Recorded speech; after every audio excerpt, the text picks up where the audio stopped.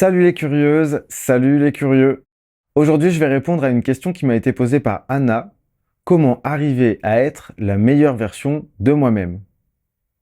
Merci Anna pour ta question, qui n'est pas sans évoquer l'ère du temps et les mots qu'utilise le milieu du bien-être, du développement personnel, pour s'adresser à nous et essayer de nous faire trouver des compétences, des ressources que nous ignorions jusqu'alors. Dans la façon de poser cette question, je vois un écueil énorme.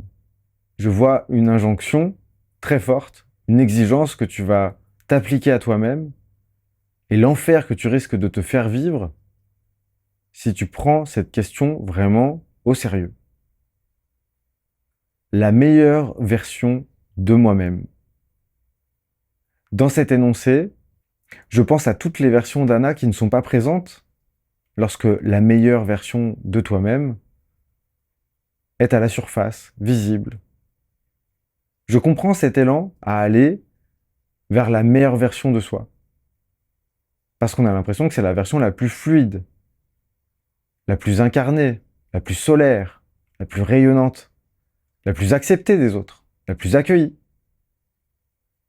Mais pour parvenir à cette meilleure version, encore faut-il que toutes les autres soient qualifiées de mauvaises versions.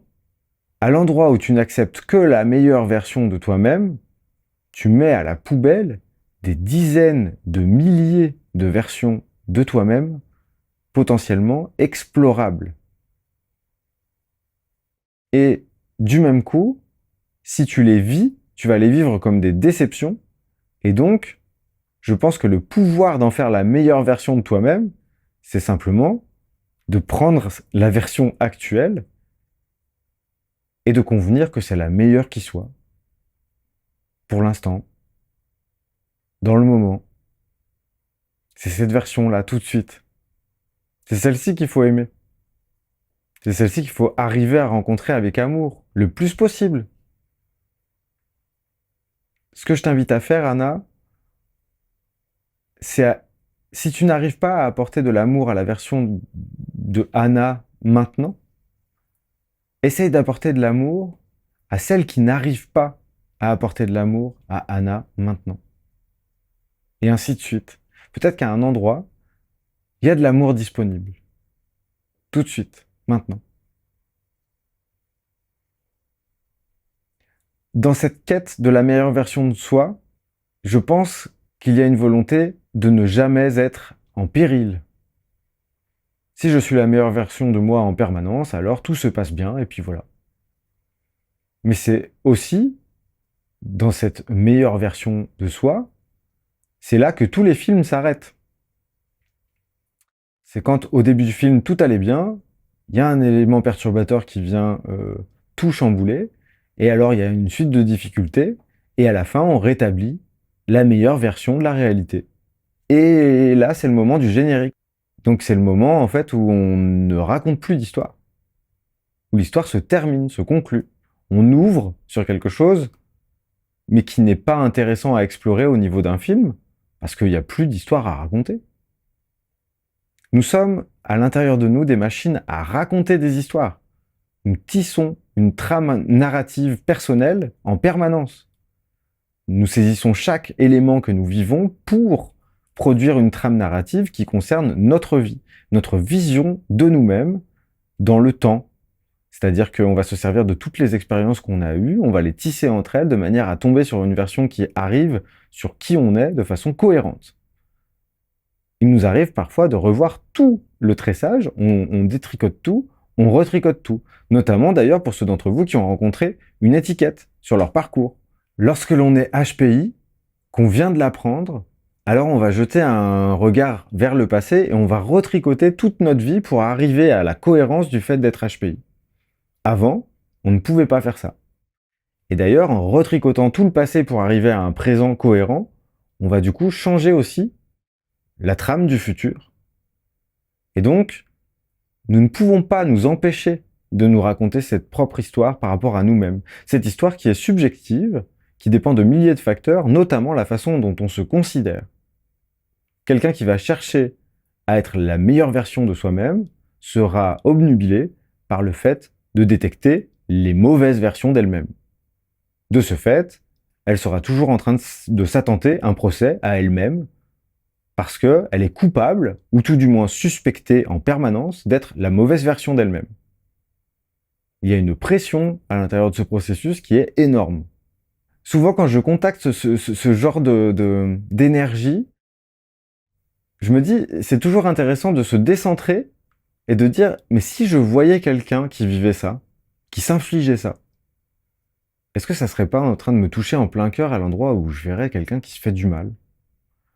À l'endroit où je verrais quelqu'un qui... Je me dirais, mais ça manque de douceur, ça. Et ça m'amènerait à peut-être essayer de... je sais pas, d'intervenir en fait, d'aller vers cette personne.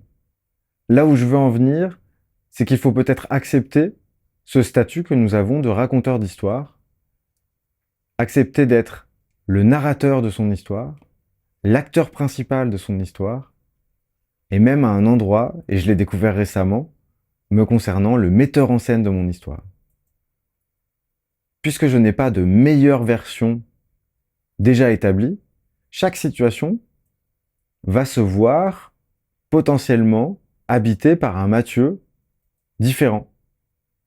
Quand je suis vraiment pressurisé par la situation, je vais faire sortir le Mathieu habituel dans ce genre de situation. J'ai pas l'espace, j'ai pas le temps, j'ai pas l'énergie j'ai pas la disponibilité en fait pour faire rentrer un Mathieu différent d'habitude. Mais dès qu'il y a un petit peu d'air, dès que je peux lever le nez, je vais avoir 3, 4, 5, 6, 7 Mathieu disponibles pour voilà, vivre cette scène. Et ce ne sera pas la meilleure version, mais ce sera la version la plus intense à découvrir, en fait, la plus intéressante à mettre en scène à ce moment-là. En disant, je suis le raconteur de mon histoire, je suis le scénariste, je suis l'acteur principal à l'endroit où celui qui va rentrer, il va devenir l'acteur principal de ma vie, mais je suis aussi le metteur en scène à l'endroit où j'ai plusieurs Mathieu disponibles et que je peux essayer d'avoir le maximum de choix, non pas pour dire vous êtes tous recalés, non, pour dire tiens, dans cette situation-là, ce Mathieu-là, je l'ai jamais essayé. Alors je vais prendre un exemple concret. Qu'est-ce que je pourrais prendre comme exemple concret? Oui, si j'assiste à une réunion, je sais quel Mathieu va sortir automatiquement dans une réunion, c'est le Mathieu qui fait des blagues. C'est celui qui va essayer de rendre le moment distrayant pour lui et détendu pour les autres, en amenant de la légèreté à l'endroit où, en fait, à l'intérieur de moi, le récit qui se passe, c'est que j'ai l'impression que tout le monde est dans un moment qui est plus ou moins désagréable pour lui. Il y a des gens qui se prennent au sérieux alors que le contexte, souvent, prête à moins de sérieux que ce qui est en train d'être fait. Et donc, je vais commencer à faire des blagues. Donc, je connais le Mathieu qui fait des blagues en réunion. Si à un moment donné, j'ai de l'oxygène, j'ai de l'énergie, j'ai de l'espace, je vais peut-être pouvoir faire sortir le Mathieu qui se prend au sérieux. Celui qui va rentrer dans la réunion pleinement en disant je vais peut-être essayer de découvrir qui je suis dans ce moment-là où je me prends au sérieux dans la réunion. Ou alors celui qui va vraiment, comment dire, plutôt que de faire ça par des petites blagues qui tournent en dérision un petit peu ce qui est en train de se passer, peut-être, parce que j'ai aussi ça de disponible. Si jamais je me concentre, là, je sais qu'en pleine réunion, en fait, ce que je sais, c'est que les vrais sujets ne sont pas abordés. C'est ça qui me travaille, en fait. C'est pour ça que je vais faire des blagues. Mais je peux très bien aussi, puisque je suis au courant de ces vrais problèmes, me lever, assumer, de connaître ces problèmes, comme tout le monde dans la salle, et dire, cette fois-ci, c'est moi qui vais le dire. Donc là, la réunion va devenir intéressante parce qu'en fait, on va vraiment parler, en tout cas de mon point de vue, de ce qui, au fond, plane depuis le début. C'est dans l'air. Tout le monde sait de quoi on devrait parler, mais personne n'ose le faire parce que la personne qui va oser faire ça, elle va être sous le feu des projecteurs, elle va être critiquable, elle va potentiellement être traitée différemment à la fin de la réunion. Et donc du coup, personne n'ose être cette personne-là. Peut-être que je peux faire rentrer le Mathieu à ce moment-là, qui va prendre cette responsabilité, qui va assumer cette audace et voir ce qui se passe. Voilà, je sais pas si c'est un exemple parlant. Je sais pas si ma réponse va te parler également. En tout cas, c'était ma réponse du jour. J'espère qu'elle t'aura plu. Tu peux réagir en commentaire et laisser ta question si tu veux que j'y réponde. Tu peux également t'abonner à la chaîne Et surtout, n'oublie pas, la curiosité est un joli défaut. Salut!